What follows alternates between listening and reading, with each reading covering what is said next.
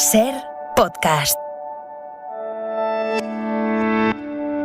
El Festival de Cannes llega a su fin y el cine español ha estado muy presente. El regreso de Víctor Erices y la presencia del director 30 años después, la película de animación de Pablo Berger o el drama de Elena Martín. Repasamos todos estos trabajos con sus protagonistas y, por supuesto, comentamos el estreno de Extraña forma de vida, el corto de Almodóvar con Ethan Hawke y Pedro Pascal de Vaqueros. A los cines llega La Sirenita, nueva versión en acción real con Bardem de Rey Tritón y una nueva estrella, Halle Bailey.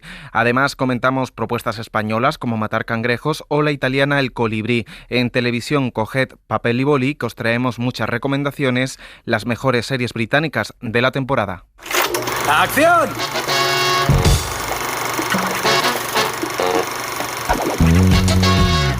El cine en la SER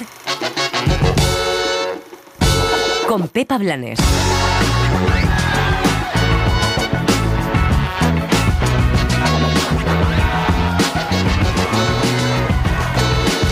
Tras su paso por el Festival de Cannes, llega a cines Extraña forma de vida, el cortometraje de Pedro Almodóvar, un western con Ethan Hawke y Pedro Pascal. Years ago you asked me what two men could do living together on a ranch. I'll answer you now. El blockbuster de la semana es La Sirenita, la película de acción real de cuento de Disney que cuenta con un protagonista racializada y con Javier Bardem como Tritón. Ha sido el mundo exterior. Un hombre se estaba ahogando, tenía que salvarlo. Esta obsesión con los humanos debe acabar. Solo quiero saber más sobre ellos. Otra versión que pasa de animación a acción real es Los Caballeros del Zodiaco, aventuras y cine fantástico para aburrir. ¿Preparado para el entrenamiento? El caballero de Pegaso es valiente, humilde, alguien que ha jurado proteger a Atenea con su vida. El cine italiano nos trae esta semana El colibrí, adaptación literaria de la novela de Sandro Veronese con el actor Pierfrancesco Favino. Cuantas más manos ganaba, mi vida me parecía cada vez más triste. A pesar de todo, a mí me gusta mi vida y no quiero que cambie. Tenemos también Matar cangrejos, ópera prima de Omar Razak, que vimos en Málaga y que ahora llega a los cines contando la infancia en los 90 de dos niños en Tenerife. Mañana vamos a ir a Papagayo Park y yo le voy a decir a mi jefe que tengo dos niños guapísimos para recibir a Michael. Encima son los que van a recibirlo. Y en televisión aprovechamos la resaca de los BAFTA para hacer un repaso de las mejores series británicas. Fue un accidente, no están investigando, tranquila. Pero estaba sola, nadie puede confirmarlo. Estaba esperando a que John Paul volviese. Grace, ese tío solo hace su trabajo. Intenta no pagarte, es solo eso.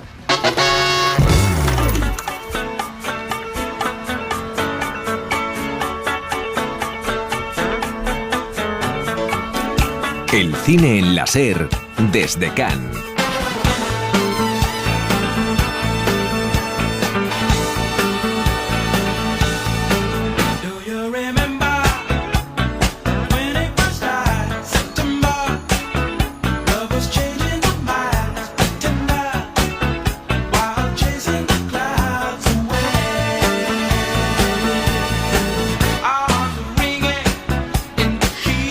Hola, ¿qué tal? Bienvenidas, bienvenidos a El Cine en la SER. Arrancamos programa desde el Festival de Cannes. José Manuel Romero, Elio Castro, ¿qué tal? ¿Cómo estáis? Hola, ¿qué tal? Hola, ¿estamos en septiembre? Es que esta es la canción con la que vimos bailar a Pablo Berger. Es una de las canciones que sale en la película que ha presentado aquí. Y le vimos, dándolo todo con esta canción porque es un tipo encantador y divertidísimo que ha hecho una película estupenda, Elio, que tenemos muchas ganas de que veas, por cierto. Robot Dreams, que además la utiliza en distintas versiones, instrumental, la original. Los derechos habrán costado dinero y la han aprovechado bien. Sí. Eso es lo importante. La canción ya es un poquito de modé, pero los derechos habrán costado. Tiene su sentido. Cuando lo veas te va a gustar. Claro, también es porque acaba Cannes y septiembre es un guiño al siguiente festival, si no morimos en el intento, que es Venecia. O sea que estamos ahí preparando todo lo que no ha entrado en esta edición, que estará en el Festival de Venecia. Bueno, si os parece, vamos a hablar de Cannes, que todavía estamos aquí, un festival que ya ha llegado a su fin y donde el cine español ha estado muy presente. Ahora hablaremos de Pablo Berger, pero el último en presentar película ha sido un ausente Víctor Erice con Cerrar los ojos. Piensa un momento, Lola, ¿por qué no? ¿Por qué la idea de Julio no pudo ser esa? Desaparecer. No dejar ni rastro en este mundo. No ya del actor, para eso están las películas, sino de la persona que fue en realidad. Bueno, pues el director del Espíritu de la Colmena y del Sur regresa al largometraje 30 años después, desde El Sol de Membrillo, con una película sobre un actor desaparecido y un director, un alter ego de sí mismo, que hace Manolo Solo, que está brillante, con José Coronado en el papel de ese actor desaparecido, con Ana Torrent, con muchísimas referencias a su papel de Ana también en El Espíritu de la Colmena, y con María León. Han sido los protagonistas de esta película. No me siento autorizado para representar a Víctor Erice. Empecemos por ahí. Pero bueno, yo hago lo que puedo. Yo sé que el personaje tiene, por así decirlo, como mínimo reflejos del autor. Y bueno, eso lo que hace es para mí cargar aún más de responsabilidad mi trabajo en esta película, que es en mi carrera el primer papel en el que un poco siento que llevo el peso de la película entero, y encima con Víctor Erice, que es un mito, una leyenda de la cinematografía mundial, no solo española, y encima, como tú bien dices, también haciendo una especie de trasunto o un personaje con reflejos de él. Pues mira, el suspiro este lo define muy bien. He imaginado un montón de veces cómo pudo suceder. ¿El qué? La escena, el momento en que todo eso le pasó de pronto por la cabeza. La última noche de su vida. Quiere hablar de sus temas, quiere hablar de él, quiere hablar del cine que fue y que agoniza o que está incluso ya desaparecido, ¿no? Y quiere hablar de identidad, de un pasado que te duele, del que pudiste haber sido y no fuiste, de la persona que te hubiera gustado ser y no fuiste, y de la persona que fuiste y el dolor que eso te proporciona, y el intentar huir de lo que tu propio pasado te produce a nivel de dolor. Ahí hay como una dicotomía en los dos personajes centrales, el director y el actor, alguien que busca huir de ese pasado, de esa memoria, y otro que en cierta manera probablemente lo haya conseguido. Es un poco anverso y reverso. Y luego sí que es verdad que pues, es como un ajuste de cuentas, entre comillas, del autor con el mundo del cine. Solo tenía ojos para la pelota y el jugador delante de él, a punto de chutar la cara y cruz de su destino.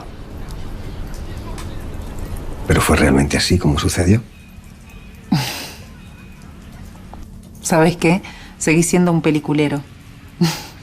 Para mí ha sido también cerrar un círculo, ha sido una cosa muy significativa y muy importante de mi trayectoria, de empezar con Víctor, de hacer esta película, pero creo que también cerrar los ojos habla también de todo eso desde el punto de vista y desde lo que muestra Víctor hacia el cine, y hay unas referencias claras a ese descubrimiento, a esos principios, a esa mirada, a ese cine que ya no...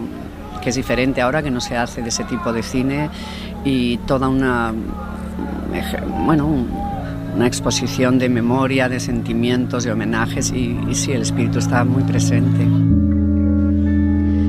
Pues Ana Torrent, que fue una de las estrellas de esta proyección. Ya decimos que Víctor Erice no vino a presentar la película, pero es que hasta Coreeda se hacía fotos con Ana Torrent. O sea, había muchos fans de Ana Torrent en la sala de Bussy donde vimos esta película, que fue casi como un momento, como una cosa mística, ¿no? Porque estaba todo el cine español que estaba en Cannes ahí acreditado. Thierry Fremont pidió un aplauso para todos los españoles, y realmente ver esa película casi como algo sepulcral, no sé, fue fue muy bonito. Es una película estupenda que habla de muchísimas cosas, que tiene un final apoteósico y que, bueno, pues ajusta, como decía Manolo Solo, muchas cuentas. Elio Castro, aparece el inicio nada más, es una referencia al Embrujo de Shanghái, que es la adaptación maldita de Víctor Erice. Que la hizo luego Fernando Trueba. Y sí, bueno, muchas ganas de verla, por supuesto, y con cierta pena de que no haya ido Víctor Erice y que la película, como podía ser perfectamente, podía haber estado en sección oficial y quién sabe si aspirar a la Palma de Oro, ¿no? O sea que la verdad es que la polémica le persigue a Víctor Erice allá por donde va, por unas cosas o por otras, ¿no? Sí, la película podía haber competido perfectamente porque tiene, o sea, quiero decir, es verdad que no es el espíritu de La Colmena o no es El Sur, ¿no? Y que hay momentos, quizá, yo creo que hay partes del casting que no encajan, o hay... claro, estamos hablando de que es la primera película actual de Víctor Erice, entonces, bueno, pues hay un plato de televisión, que es un juego de un quién sabe dónde, ¿no? Hay como escenas muy realistas que pasan en la actualidad y que quizá no estábamos acostumbrados en los 3 largometrajes que ha hecho Víctor Erice. No es la más redonda de todas sus películas, pero tiene escenas apabullantes, tiene momentos realmente emocionantes, y yo creo que dice mucho del cine español y de una defensa del cine como memoria, como identidad. Hay cosas muy bonitas, ¿no? Está ese diálogo con la guerra civil, con la transición, casi sin decirlo, ¿no? O sea, que yo creo que es una película que podría haber estado perfectamente en competición, pero sabemos cómo son las normas, José, del Festival de Cannes. Sí, son complicadas y es un encaje de bolillos. Entiendo que puede haber cierto malestar porque no esté, porque hay muchos directores veteranos a los que se le guarda el sitio, y a Erice, pues en este caso en competición no. Ha sido en la sección Cannes Premier, pero también ha tenido un foco importante que es el Festival de Cannes, aunque él haya estado ausente. Y sí que es verdad que todas las críticas coinciden en que, bueno, es una gran película que dialoga con su filmografía, con el presente, con el pasado, y también hay que mirárselo un poco aquí desde España, la consideración a Víctor Erice, cuando ves a periodistas franceses nerviosos pidiendo fotos a Ana Torrent por Cría Cuervos, Saura, y por el espíritu de la colmena por Erice, ¿no? Ahí te das cuenta de la relevancia de la figura de Erice a nivel internacional, casi más que mucha de la consideración que se le da en España. Sí, ¿no? Y luego, sobre todo, que eso, El espíritu de la colmena es una película que ha influido a muchísimos directores de muchas generaciones. Koreeda, todo su cine de la infancia. Estaba en la... Claro, por eso no me extraña que esté en la proyección de la película de Víctor Erice, porque yo creo que se ha influido muchísimo en El espíritu de la colmena y también, por supuesto, en El Sur. Y voy a decir una maldad: si la película hubiera tenido producción francesa, total, pues a lo mejor hubieran hecho un poquito la manga ancha para hacer un hueco. Bien sûr, ahí estaría. Por cierto, bueno, vamos a seguir, no vamos a dejar maldades. Decía Fremo que es como un Terrence Malick, que tampoco aparece a presentar sus películas. Pues exactamente, nuestro Terrence Malick va a tener un año que esperemos que la película pues tenga mucha presencia a lo largo de la temporada en el cine español. Ha presentado película aquí también Pablo Berger, como decíamos antes, Robot Dreams, una cinta de animación que ha comprado la distribuidora Neon para lanzarla en Estados Unidos. Es una buenísima noticia que ha posibilitado el hecho de que la película pues hubiera estado aquí en Cannes, también fuera de concurso. Una historia de amistad en la ciudad de Nueva York. Entre las ideas que tenía, pues no encontraba ninguna, y de repente me di cuenta de que había este libro que me había emocionado tanto, y de alguna manera, como eran animales antropomórficos, o lo hacíamos en animación o no había otra manera. Entonces fue la historia, o sea, la única razón de ser es la historia de la amistad, la fragilidad, y como tú bien has dicho, las relaciones, porque es una historia que un niño la puede ver sobre la amistad, pero un adulto lo va a ver sobre la pareja, o otra persona la puede ver como la pérdida de un ser querido. Hay algo que yo creo que es una película, o me gustaría pensar que es una película abierta, en la que el espectador de una forma activa se la puede hacer suya y reflexionar sobre la pérdida, la fragilidad y cómo superamos la pérdida. Pues la verdad es que es una película preciosa, muy bonita, con muchas capas, como decía Pablo Berger, y que es maravilloso pues que al poder estar en el Festival de Cannes, pues Neon la compre y pueda jugar en la temporada de premios a nivel internacional, ¿no? Porque es una película que, bueno, al no tener diálogo, pues no está en español, no hay que subtitularla, o sea que eso es una ventaja para la temporada de premios. Sí, para el mercado americano sobre todo, y que la haya comprado Neon, que creo que el distribuidor es neoyorquino, es la ciudad de Nueva York, un Nueva York que ya no existe, decía Pablo Berger, de los años 80, donde aparece ese perro antropomorfo con naranjito, y la verdad a mí me parece una delicia. No necesita diálogos, no es muda porque tiene música y el uso del sonido, el trazo de la animación es precioso, y sobre todo esa historia que va de la soledad a la amistad, al amor, a la pareja, a las posibles interpretaciones, sin distinción de raza, sexo, lo que sea, y luego a la pérdida, ¿no? Y cómo asumes eso y cómo afrontas eso. En 90 minutos yo creo que condensa una historia preciosa y que da igual que sea animación o no, y con una sensibilidad muy, muy, muy especial. Y por último tenemos Criatura, que es la segunda película de Elena Martín. La directora catalana escribe junto a Clara Roquet esta historia sobre el tabú sexual en la infancia y los traumas y las represiones del deseo femenino de una chica que es incapaz de disfrutar de su cuerpo y que rememora la represión en una infancia que fue aparentemente feliz. Esta represión viene de que tú has vivido una represión y tú tienes unos miedos y unos tabús y tú tienes una manera de leer el contacto físico que tiene unas connotaciones que un niño no pone, ¿no? Y entonces es como que nos han enseñado que proteger a los niños es cohibirlos y asustarlos, o si no, te estás pasando de la raya. Bueno, y ahora dejamos el cine español, que como vemos, no dejamos el cine español, pero como vemos tiene mucha diversidad. Ahora nos vamos a rendir al fado, al western y a Pedro Almodóvar. Por vontade de Deus,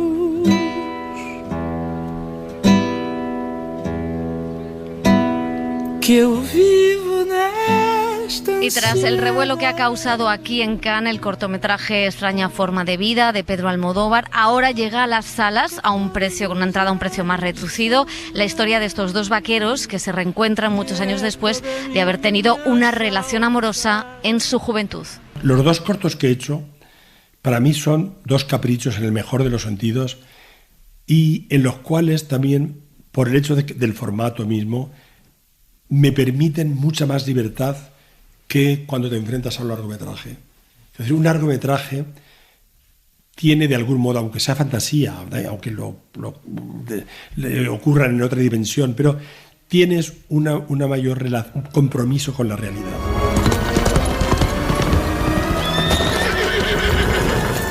She was a whore, father.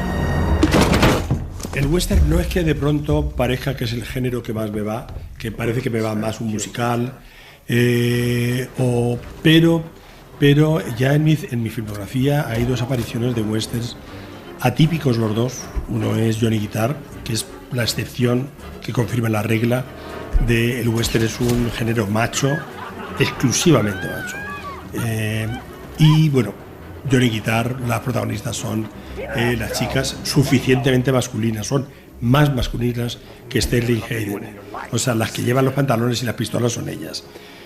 Está en Mujeres, y Duelo al Sol está en Matador, que Duelo al Sol es western, pero sobre todo es un melodrama desaforado, que es lo que a mí me gusta de la película. Es de las películas más extremas que he visto en ese género.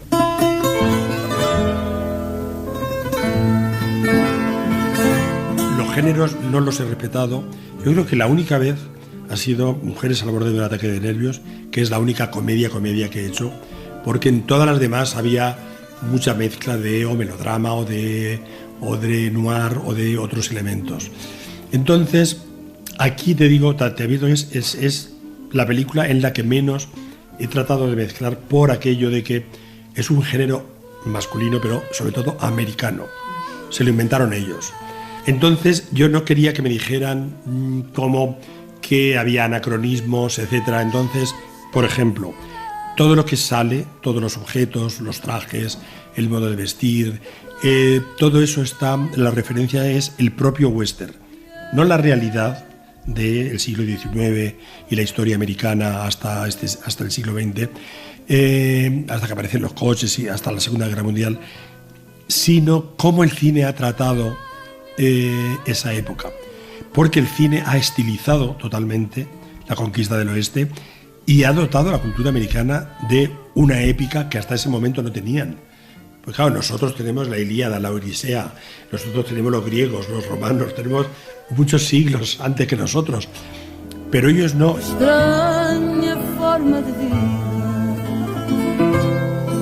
Como hay una limitación en los personajes tan determinante como no hablemos de su sexualidad, y hay tantos hombres, pero nunca se va a hablar del deseo entre una pareja de ellos, creo que hay un terreno muy amplio para explorar todavía en el género. Y esa es la parte que a mí me ha atraído. A mí me daba apuro rodarla, ¿eh? No, quiero decir, con el tiempo he rodado muchísimas escenas eróticas. Y escenas eróticas entre hombres he rodado, vamos, quiero decir, imagínate La ley del deseo. Pero con el tiempo me he ido volviendo como un poco más tímido. No sé si es tímido o que como ya las he hecho, solo las hago cuando realmente el guión me pide, tienes que contar que estos dos tíos se encontraron 25 años antes y que hubo un momento en que el vino que bebieron les llevó por otro lado.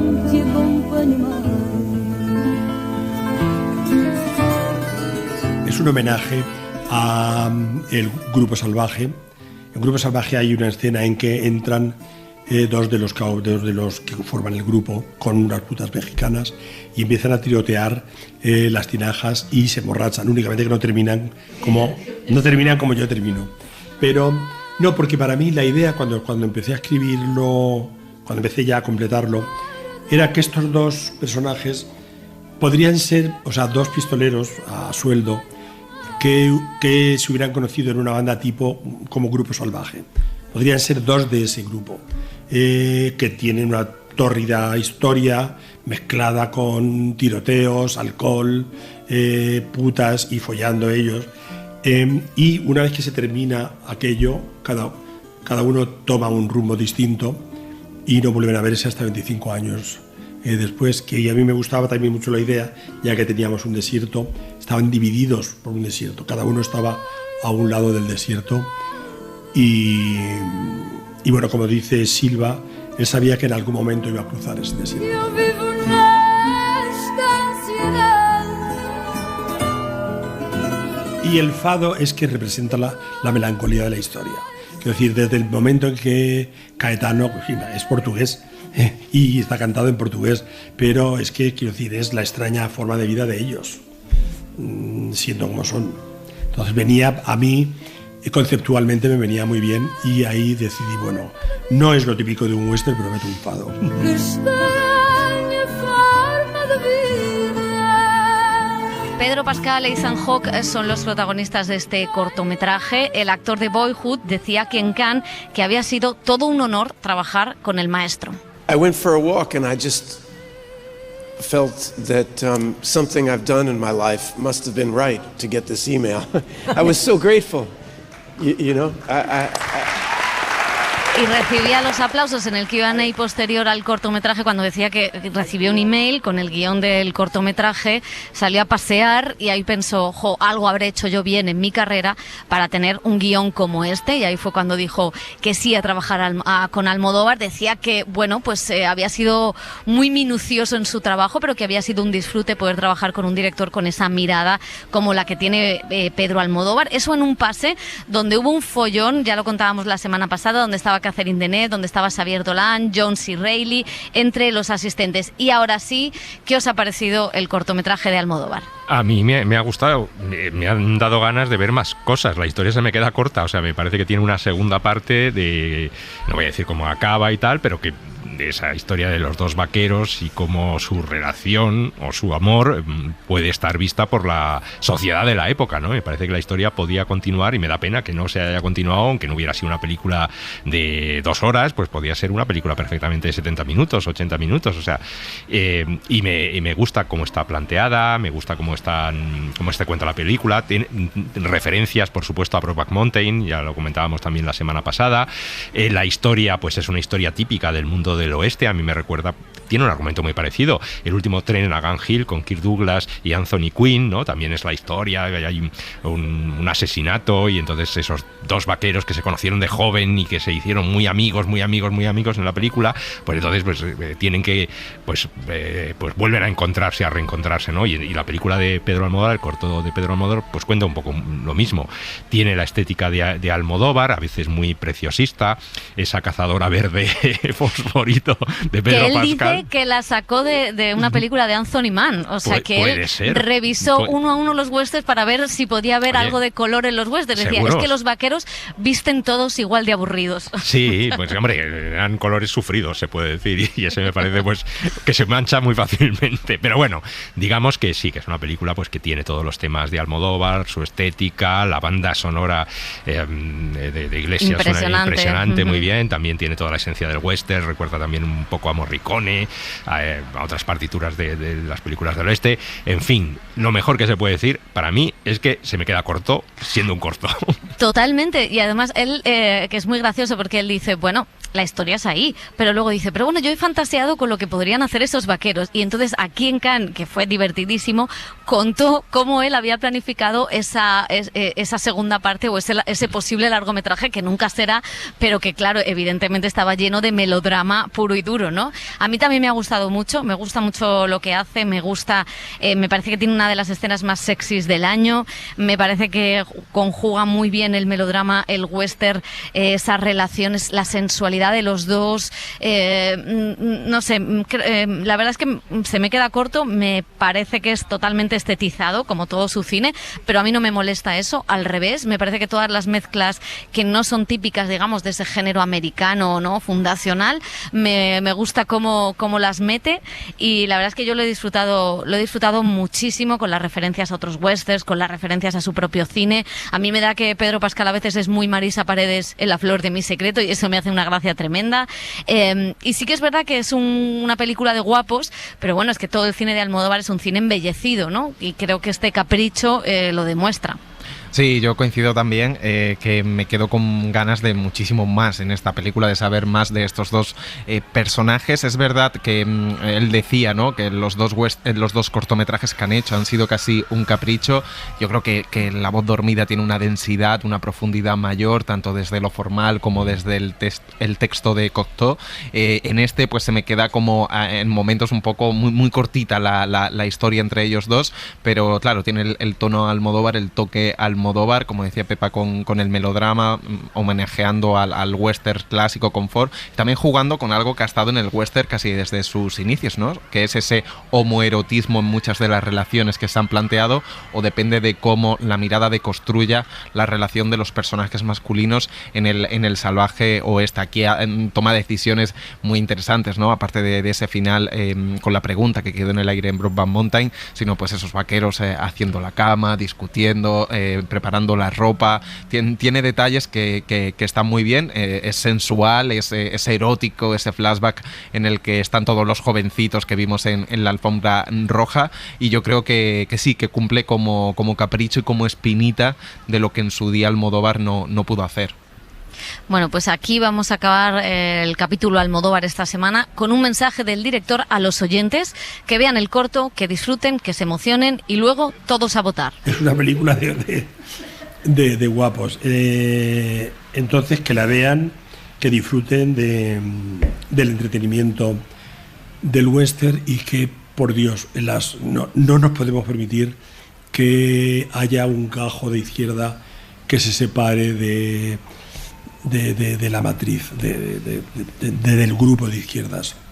Yo, como todos los españoles, yo estoy muy preocupado por ese asunto. El cine en la SER con Pepa Blanes.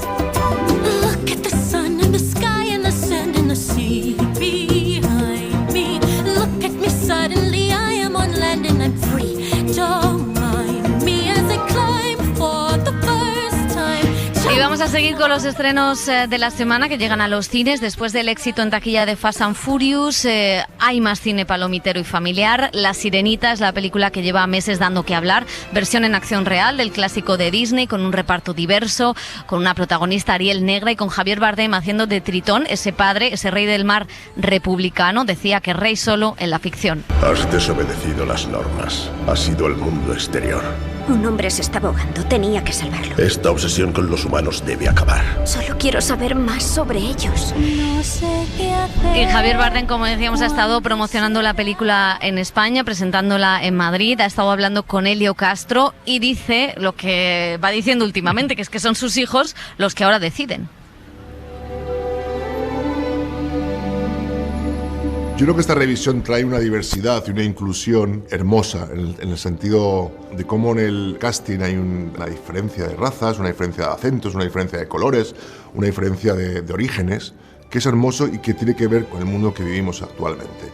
Y que eso lo reconozcan y lo experimenten las generaciones más jóvenes es lo que trae esta versión. Con el cuento final de que hay que crear puente de entendimiento y que hay que entender que aquello que más tememos y que creemos odiar, al final puede ser que comparta con nosotros los mismos miedos y los mismos deseos de encuentro y crear un puente. Él y ella son los puentes que unen estas dos sociedades que hasta entonces estaban pegando. Es un cuento muy shakespeariano en el fondo, ¿no? Has desobedecido las normas. Has ido al mundo exterior.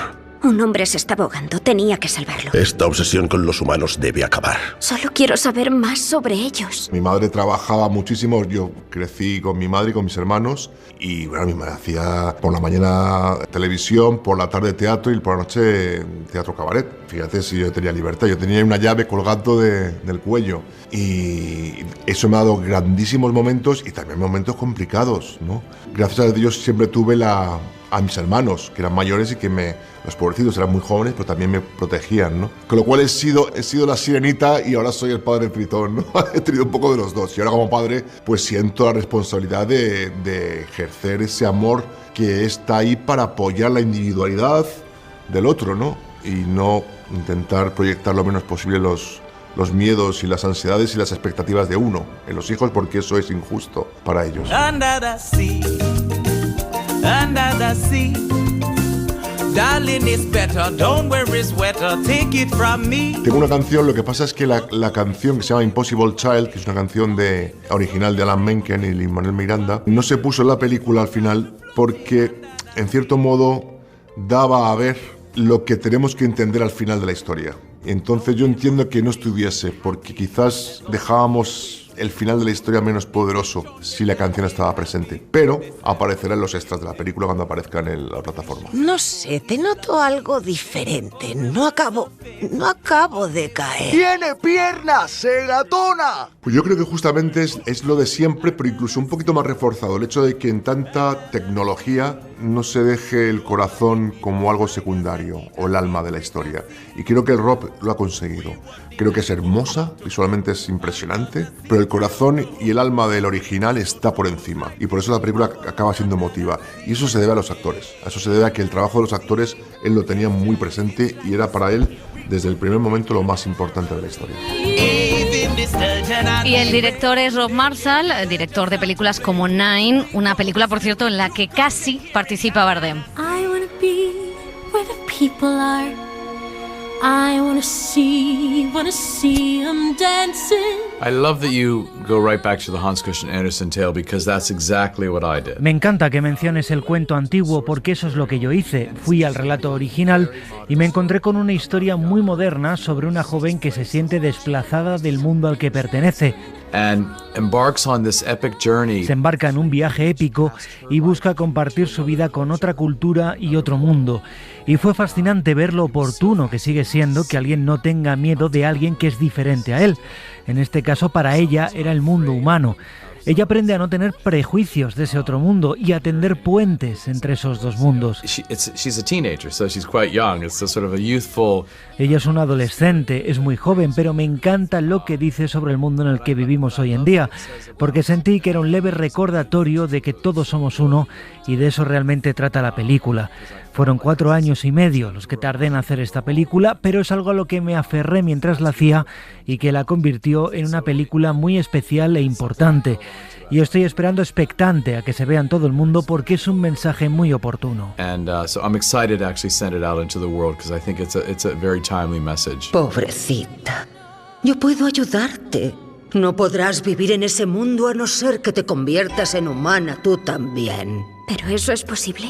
Para eso vivo. I admit that in the past I've been a nasty. They weren't kidding when they called me, well, a witch. No question, this was by far the most challenging film I've ever done. Indiscutiblemente es la película de lejos con más desafíos que he hecho nunca. Me llevó a hacerla 4 años y medio. Cuando comencé a hacer este musical bajo el agua pensé, wow, ¿cómo puedo hacer esto? No hay gravedad, nada está en el suelo, hay que hacer que la gente se mueva y flote, así que tuvimos que hacer mucha preproducción para el film. I literally created almost a mini movie called pre-visualization, previs we called it for short. Literalmente creamos una mini película llamada previsualización, Previs la llamábamos para abreviar, y tuvimos una mini película para ayudarnos a entender cómo los actores se tenían que mover, cómo se tenía que mover la cámara y luego ponerlo todo junto. Y había que comunicarlo todo a los cámaras y al equipo artístico y al equipo de dobles, porque cada actor estaba en algún tipo de cables, de aparejos o diapasones o balancines o algo así para que fueran sin peso y se movieran a través de un escenario de pantalla azul. Todo fue añadido en postproducción, incluso cada mechón de pelo, todos los fondos, los peces, el agua, todo fue añadido. All the backgrounds, the fish, the water, all of it was added.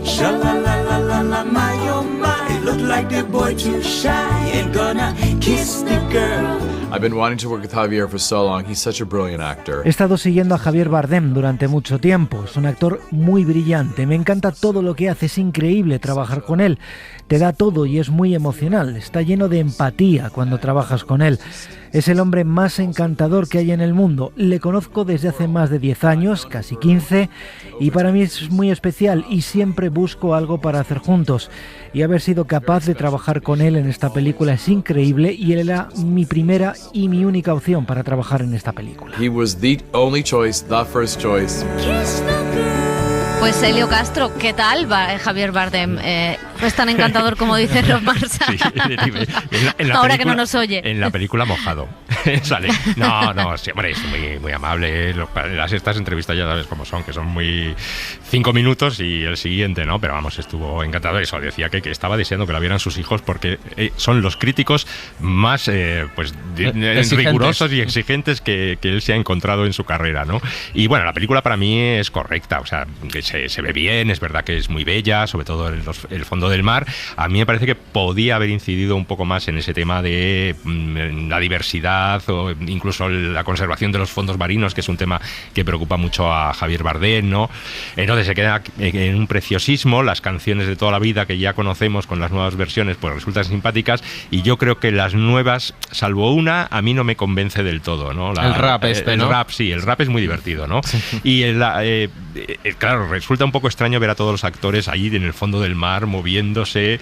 Bueno, pues tiene esos momentos un poco raros, pero vamos, para lo que es, yo creo que va a funcionar muy bien y va a hacer las delicias de las nuevas generaciones que bueno, han visto La Sirenita en dibujos animados, pero a lo mejor ya se les queda un poquito viejuna, ¿no? Pues bueno, pues aquí tienen esta versión en imagen real. Sí, dentro de todos esta ola de remake en acción real, que lo primero que hay que preguntarse es si tienen razón de ser para unas nuevas generaciones o si estas historias se pueden actualizar en el presente o si estaban anticuadas de alguna manera las películas de animación con las que han crecido varias generaciones, y si ahora es necesario traer estas mismas historias en acción real para un nuevo público.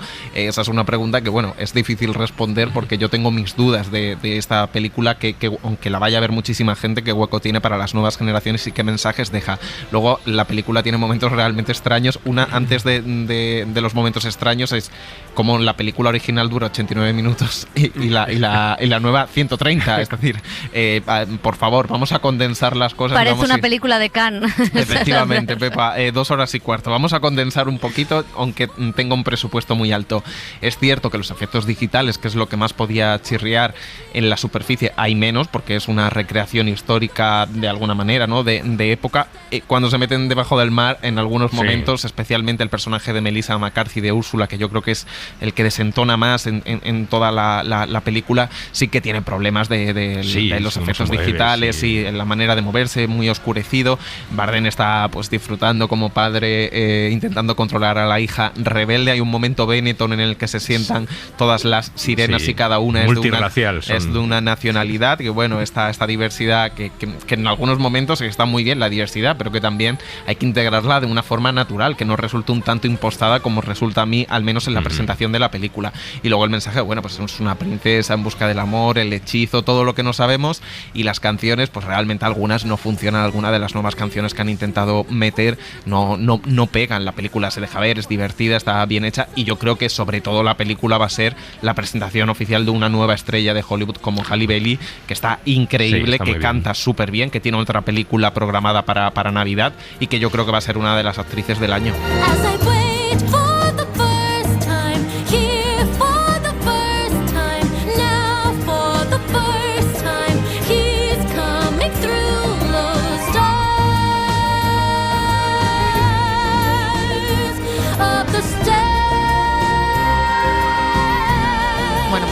Veremos a ver qué pasa con La Sirenita. Hay otro estreno con vocación taquillera que precisamente adapta un manga, dibujos de nuestra infancia noventera, a acción real, Los Caballeros del Zodíaco.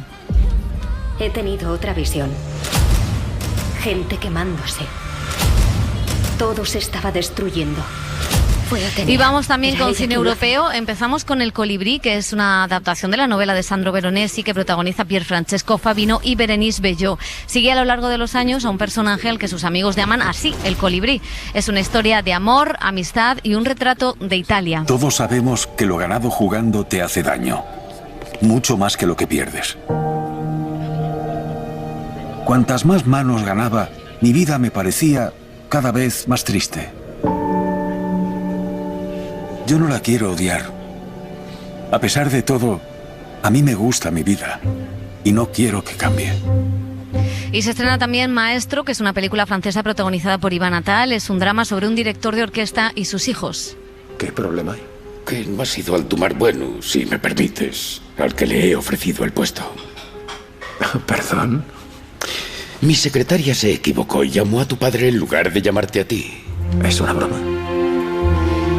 Y hay 3 películas en español. La Pecera fue un proyecto que salió del MAFIF, del Festival de Málaga. Es una coproducción con Puerto Rico que dirige Glorimar Marrero y que está basada en la historia de su madre, que murió de cáncer. La directora aprovecha también para denunciar la precaria sanidad pública de esa isla y defender la autonomía y la libertad de los pacientes. La semana pasada sí encontramos varios artefactos. Tú sabes quién lo tiene que hacer, ¿verdad? Los cabrones americanos que estuvieron 60 años bombardeando esta isla completa. Ellos se supone que limpian su propio reguero, no mi mamá, no los viequenses. ¿Tú cómo estás? ¿Cómo vas con tu cosa? No va bien. Película, por cierto, que estuvo en el Festival de Sundance. Y hay 2 óperas primas, Toda una vida, es el documental de Marta Romero que estrena Filmin.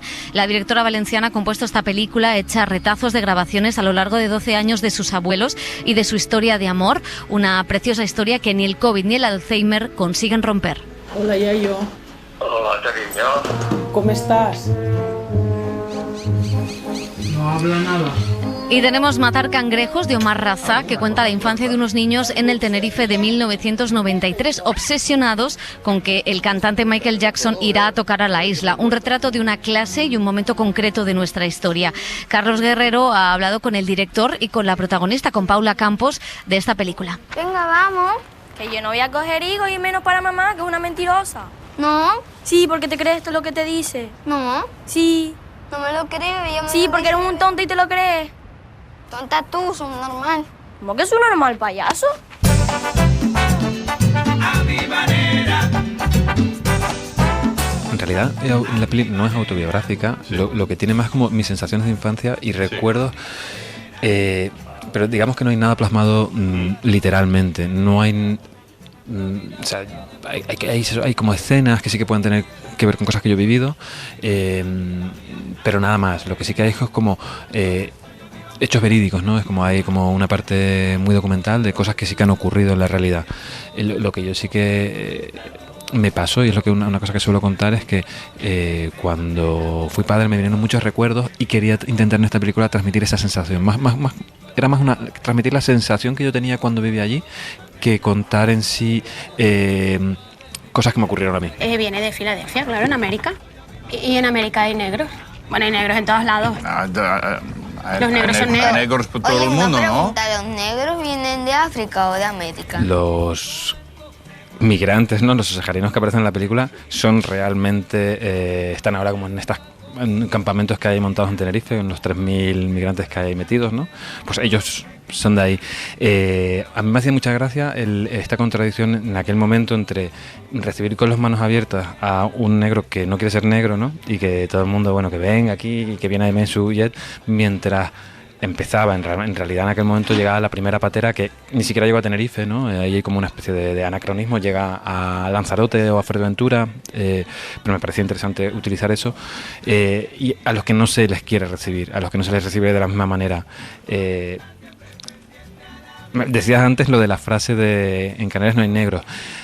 Yo cuando era pequeño me llamaba mucho la atención cuando viajaba a Madrid y veía negros en Madrid. Nunca los había visto y sí que me llama la atención. Es verdad que no en todas Canarias es igual. Por ejemplo, en Gran Canaria sí que hay un puerto muy grande y sí que se podía encontrar pues gente de África y tal. En Tenerife no, y llamaba mucho la atención. Rodar con Paula y con Agustín esa escena fue muy difícil porque ellos no lo entendían. Les parecía tan absurdo esa situación que fue muy complicado. De hecho, Agustín decía, pero bueno, ¿qué estás diciendo, no? Entonces, también veía muy claramente cómo han cambiado los tiempos, ¿no? ¿Eres tonto? ¿Qué te pasa? Cariño, eso se puede ser, hombre. Es que para que me coges la mano. No soy cariñosa con mi madre, lo voy a hacer contigo. El vocabulario de ahora y el de antes no es lo mismo, pero tanto personalidad pues no me costó nada porque tiene muchas cualidades que yo tengo personalmente, entonces para mí fue un poco fácil, la verdad. A ver, diferencia en la isla no hay porque al final todo es casi lo mismo, pero cómo se vivía antes, cómo se vive ahora es muy diferente, ¿no? En plan, como antes. Antes pues yo qué sé, ¿qué hacíamos en la película? Pues matábamos el tiempo jugando, yo qué sé, con cualquier cosa, ¿no? Ahora hoy en día es todo móvil y no salimos mucho a la calle. Y si salimos a la calle es con tu pareja para dar vueltas y ya está. Antes no, antes estabas todo el día en la calle y hacías cualquier cosa.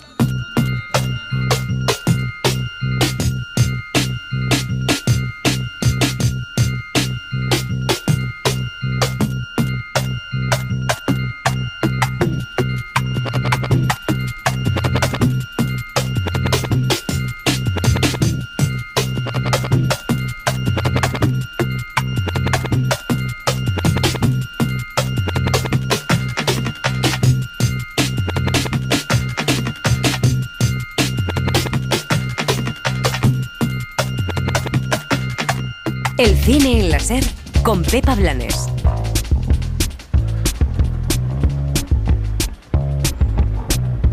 Las series.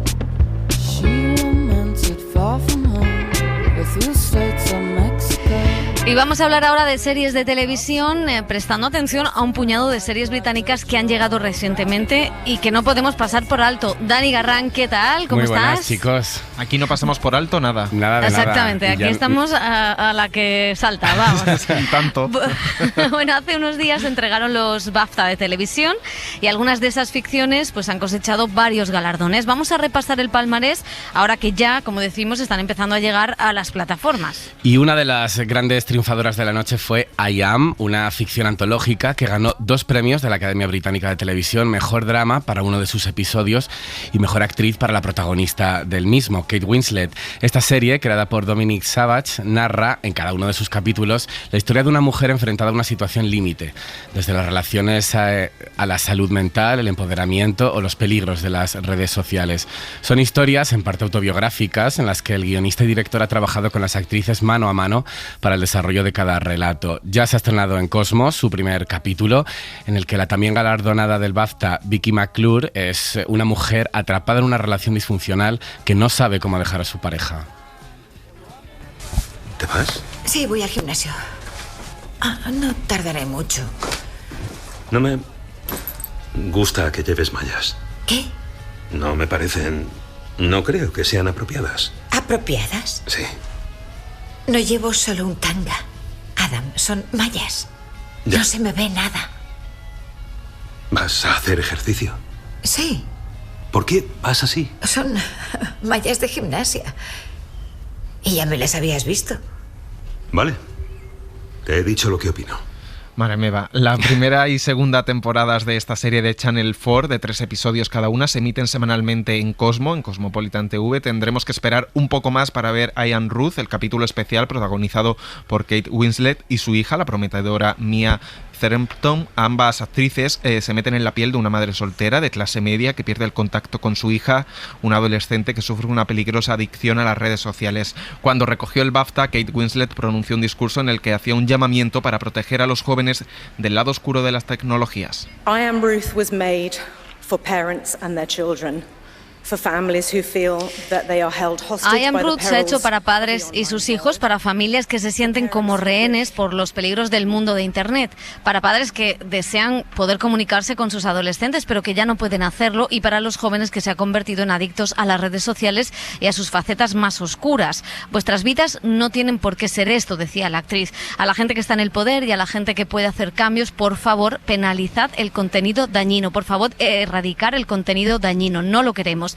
Queremos recuperar a nuestros hijos, no queremos que nos desvelen los miedos por la salud mental de nuestros hijos. Y para cualquier joven que esté escuchando, que sienta que está atrapado en un mundo que no es sano, por favor, pedid ayuda. No hay vergüenza ninguna en admitir que se necesita apoyo, está ahí, simplemente pedirla. La verdad es que es un discurso que se ha hecho viral porque todo el tema de la salud mental, de las redes sociales y de los problemas de la adolescencia está ahora muy en primer plano. Menuda y yo os reina. pregunto, menuda reina, es maravillosa. Kate Winslet, siempre con Kate Winslet, Siempre, vamos. Exacto. ¿Y qué tal esta serie antológica? Que muchos han elogiado como la mejor de la temporada británica. Bueno, a falta de ver el capítulo de Kate Winslet, que ojalá llegue prontito, yo lo que he podido ver de la serie me ha gustado mucho. Me parece que retrata muy bien esa atmósfera agobiante, ¿no? que sufren las mujeres, pues con algunos aspectos de su vida, pues unas situaciones de maltrato, situaciones en las que no pueden cuidar de sus hijos, planos cerrados, cámara en mano, siempre ellas en primer término, mostrando sus emociones. Es inquietante, es angustiosa de ver.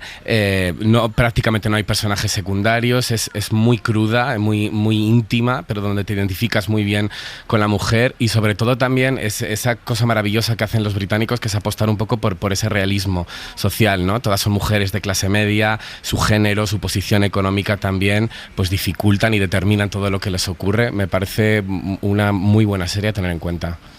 Bueno, pues si os parece vamos a continuar repasando el palmarés, porque la mejor serie dramática del año para los BAFTA podemos verla desde hace tiempo en Apple TV.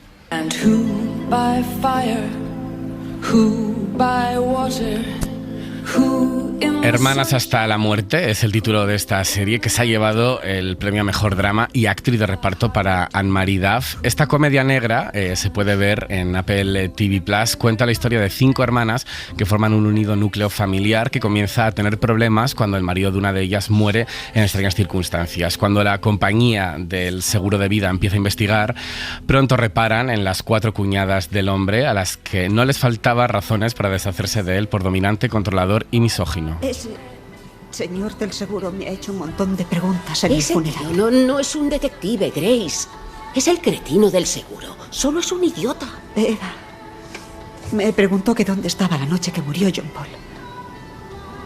Dije que con vosotras. Me hizo sentirme incómoda y metí la pata. Dime, Eva, ¿eso me convierte en sospechosa? ¿Qué quieres decir con sospechosa? Fue un accidente. No están investigando. Tranquila.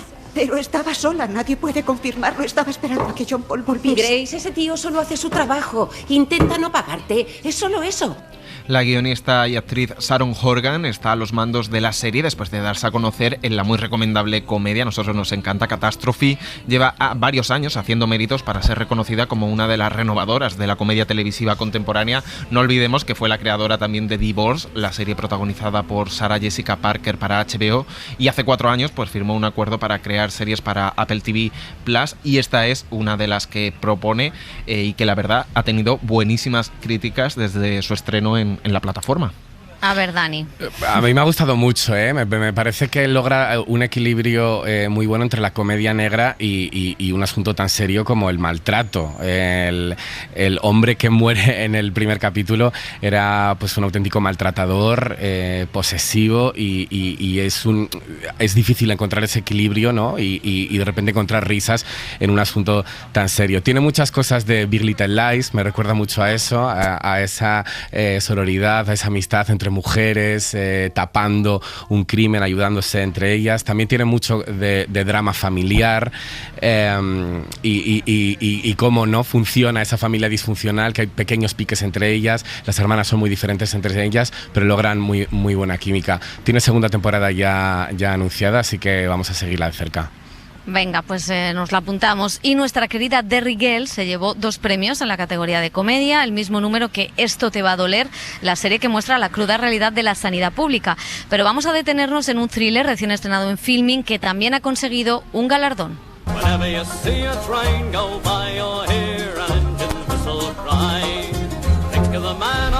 Sherwood parte de un doble asesinato en una población minera en 2004 para sumergirse en los problemas que culminaron en las huelgas mineras de los años 80 y en una división social irreparable entre esquiroles y huelguistas. Un conflicto desencadenado en la era Thatcher, cuando se cerraron las minas, pero que todavía colea entre los nacidos en esa zona de Inglaterra.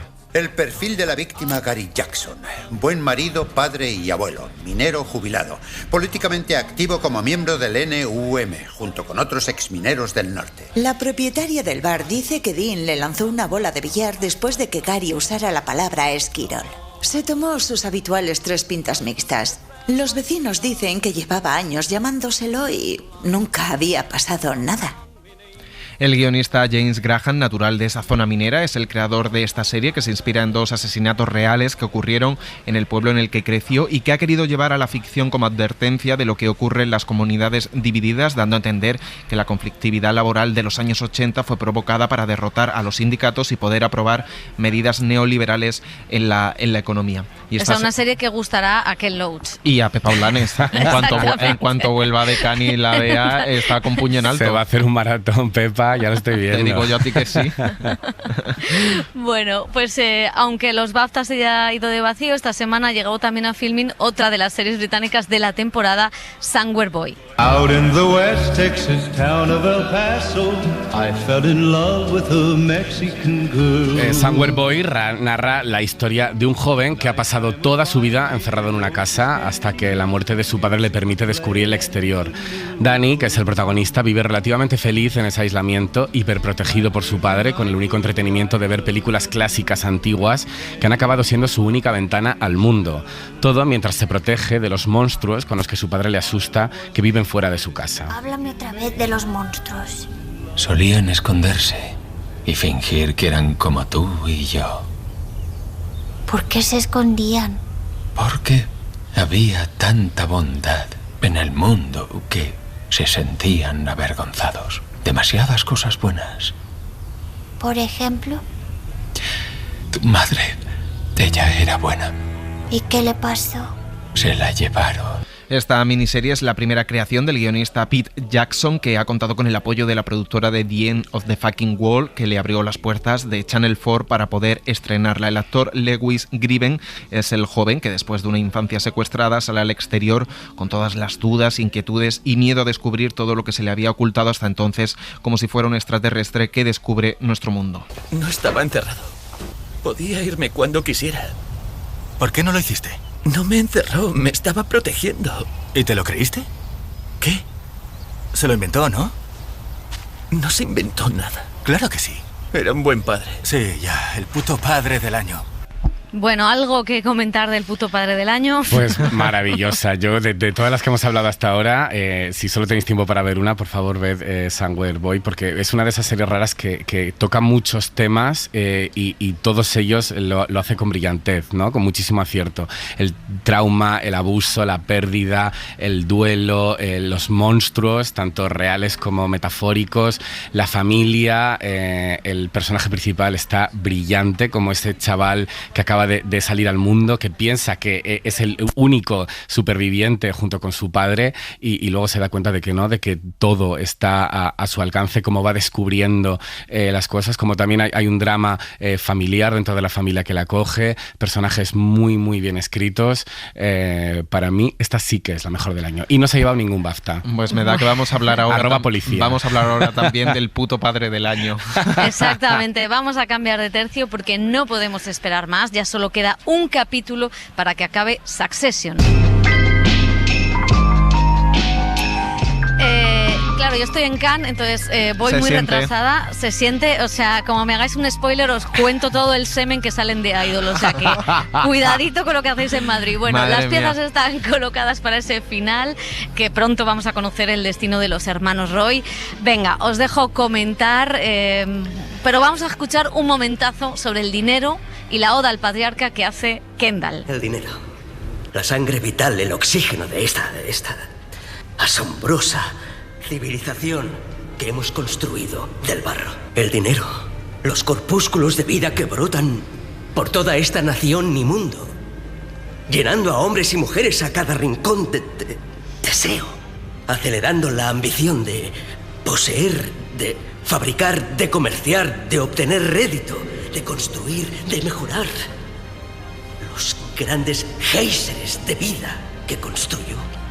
Madre mía, Pepa, lo que te espera, lo que te espera. Lo que te espera. Lo mejor de todo es que Pepa volverá del Festival de Cannes y tendrá jornada electoral en España, jornada electoral en Estados Unidos con Succession, porque le falta el capítulo 8 y después le falta un funeral, o sea, tienes elecciones y un funeral. Bueno. No vamos a desvelar mucho, pero es verdad que los capítulos han sido brillantes, como siempre, siguen en un nivel y siguen metiendo en cada capítulo como si fueran pequeñas cápsulas, porque el de las elecciones se desarrolla en la cadena de televisión, en ATN, y bueno, tiene mucho de político, pero también mucho de empresarial, ¿no? Cómo se posicionan los hermanos y cómo también los bandos están perfectamente definidos ya en esta recta final, que nos falta un capítulo. El funeral también sirve para casi descartar a un hermano de la batalla final, porque los accionistas creo que habrán percibido, y hay memes en las redes sociales, que no está preparado para asumir la presidencia de Waystar por lo que le pasa en este capítulo, por lo que sea.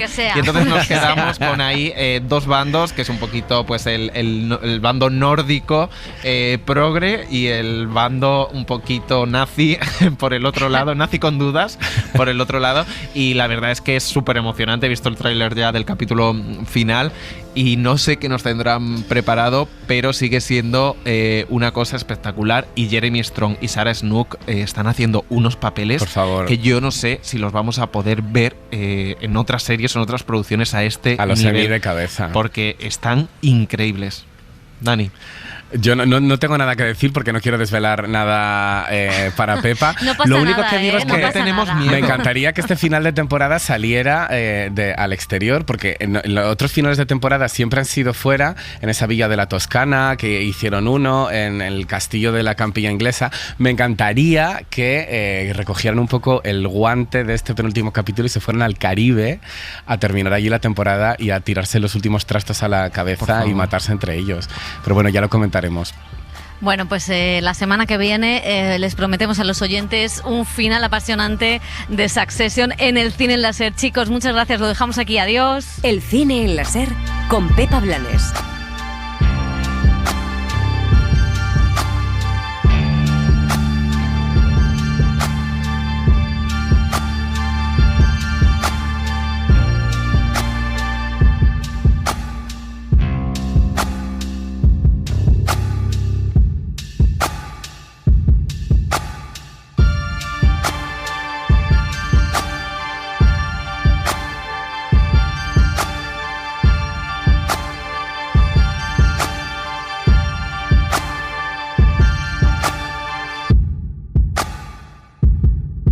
Suscríbete a El Cine en la SER.